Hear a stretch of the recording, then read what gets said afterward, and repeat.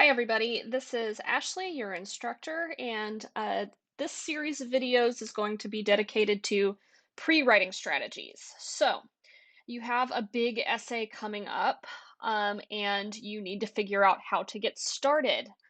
As we all know, students, and I would say sometimes especially students in the joint program, are prone to procrastinating or waiting until the very, very, very last minute in order to get the paper done. For some of you, this works. You like working under pressure, or you feel like you do your best work then. And maybe you really do. Maybe you are able to kind of do things in the 2 hours before the assignment is due and still be successful. And okay, that's fine. I don't have to know about it. But for others of you, this may present some distress. You may feel that you are not as successful under this kind of strategy, and so you want some alternatives. And this screen right here is in some ways the most terrifying thing you can look at.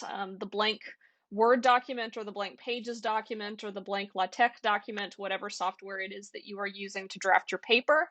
And so you need to figure out how to get something in here, how to get started. So this first video is going to be devoted to the strategy that you are probably the most familiar with, which is so before you start writing your paper, you create an outline.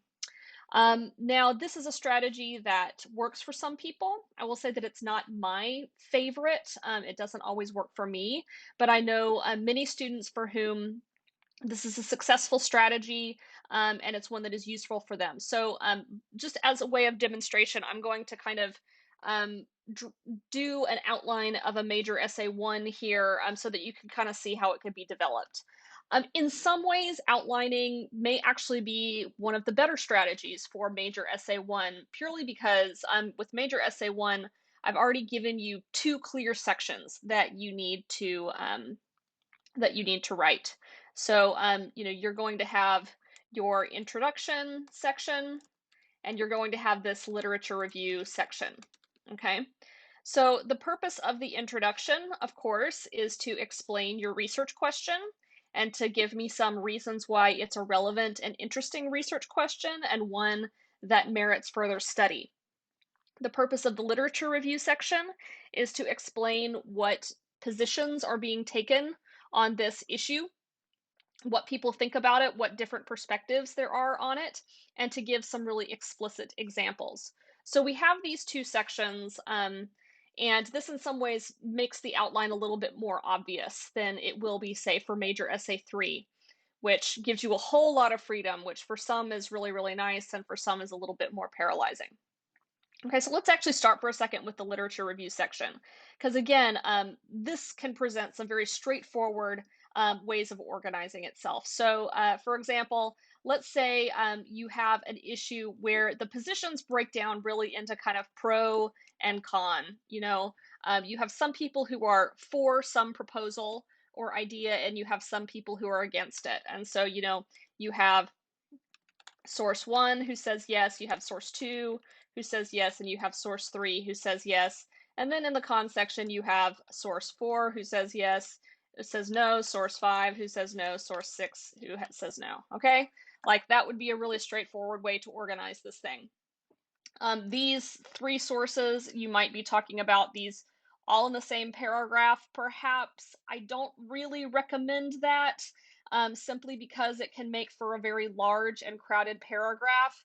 But maybe source one and two are very similar, and so those are in one paragraph, and then source three gets its own, and then maybe source four gets its own, and five and six are together. Use as many paragraphs as you need, as many paragraphs you think are reasonable. Try to prevent the thing from getting too unwieldy, too difficult to read, etc. As we generally know from the internet, long paragraphs don't get read. Super long paragraphs don't get read. Okay, so this is a pro-con structure here.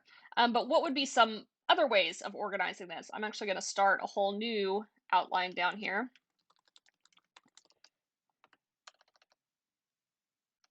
Sorry, forgot to do the automatic thing. Okay. So, not all controversial issues break down clearly into a pro-con structure. So, sometimes there are three or four different points of view. Okay, so sometimes we have somebody who's looking at it from, one side of things. Let's say it could be a disciplinary perspective. Let's say there are historians who are looking at a particular problem. Then let's say that there are people from more of a different social sciences point of view, sociologists or economists who are looking at it from a different perspective, more of a mathematical background, etc.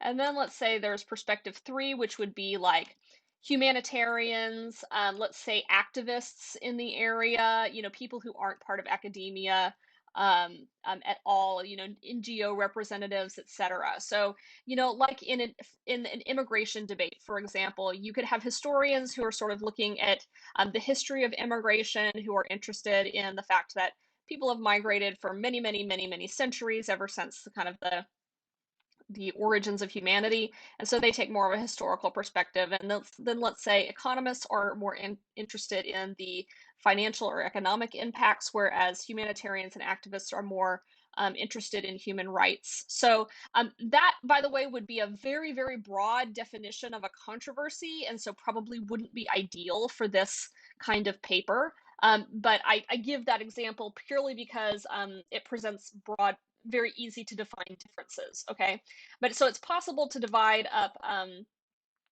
controversy, divide perspectives up not according to who's for it and who's against something. Sometimes there's nothing to be explicitly for or against, but according to what perspective people are taking on it, what frames of reference or disciplinary points of view they're bringing to it. And so, maybe you have um, one or two people in this category, then maybe two in this category. Excuse me, that should be three. And then maybe there's just one, and that might be okay. Maybe you have three in this group. That's okay. You do kind of want to look for balance though, so this paper requires 6 sources. And if you find that one point of view is dominated by a single source, you might consider adding another one if it's available. A lot depends on how representative or dominant the voice that you are featuring to represent an entire group of perspectives is. If it is like the major organization that works on that issue, it would be understood, but nevertheless, do try to opt for a little bit of diversity and don't let one voice stand in for an entire group if you can help it. Anyway, so that would be another way to outline the literature review section. So what about the introduction? So in the introduction, you need to do two things. You need to explain your research question, and you need to argue for why it is relevant and interesting. Okay, so obviously this isn't as easy to organize. It doesn't present itself. Doesn't present quite such a straightforward structure as the literature review might.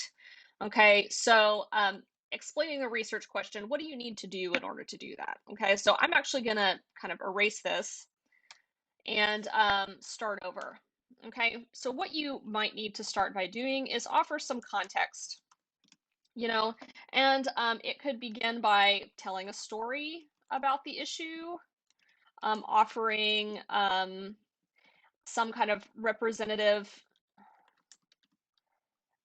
voice on the debate. So maybe you do go ahead and mine these sources down here a little bit in order to kind of show what a characteristic point of view on this issue is.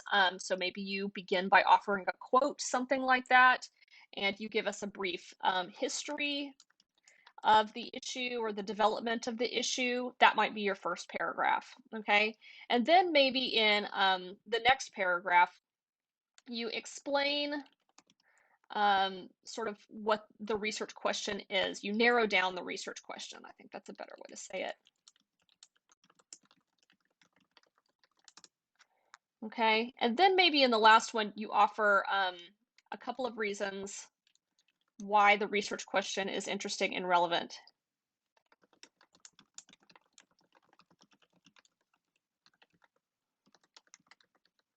And then you give us a couple of reasons why. And that could all be one paragraph, it could be two or three, just depends on how many you need. In general, the introduction is maybe 20 to 30% of the paper. The literature review takes up the vast majority of the space, but you use as much space as you need. It says 1,500 words is the limit, but that's the minimum. You can use 2,000 words, you can use 2,500 words if you need to. Okay, so this just should be as long as it needs to be. Okay, so this is just kind of a brief demonstration of how you might go about outlining major essay one. Maybe this helps you get started, maybe it doesn't. Maybe it helps you with the literature review section, but not so much with the introduction. We are going to be talking about introductions next week, so if you want to just focus on the literature review section right now, then that's absolutely fine. No one said that you have to write the first part of your paper first. You can start somewhere in the middle, you can start at the end. What's important is that you get started. Now, what is nice about outlining? So outlining is nice because it's very orderly. It can help some people organize their thoughts if they feel like their thoughts are too scattered. It presents a nice schema for the essay so that you know, okay, I just need to fill in this, this, and this. But for others, outlining is difficult because sometimes it's a little bit too constricting. You write an outline and you get sort of committed to this is how my paper has to be, and it becomes difficult for you to imagine the possibilities outside of it, especially if you get into the actual writing and you discover that your outline maybe doesn't really work that well. Um, that happens sometimes. Also, some of us don't walk into a writing project with a clear idea of what it is we want to write. Sometimes we kind of discover what we're going to write, or we discover the structure as we're in the act of writing it. And so the start of the essay is just a lot more disorganized than it winds up being at the end. And that's okay. I'm gonna talk about strategies that are more conducive for that kind of writing process than this one.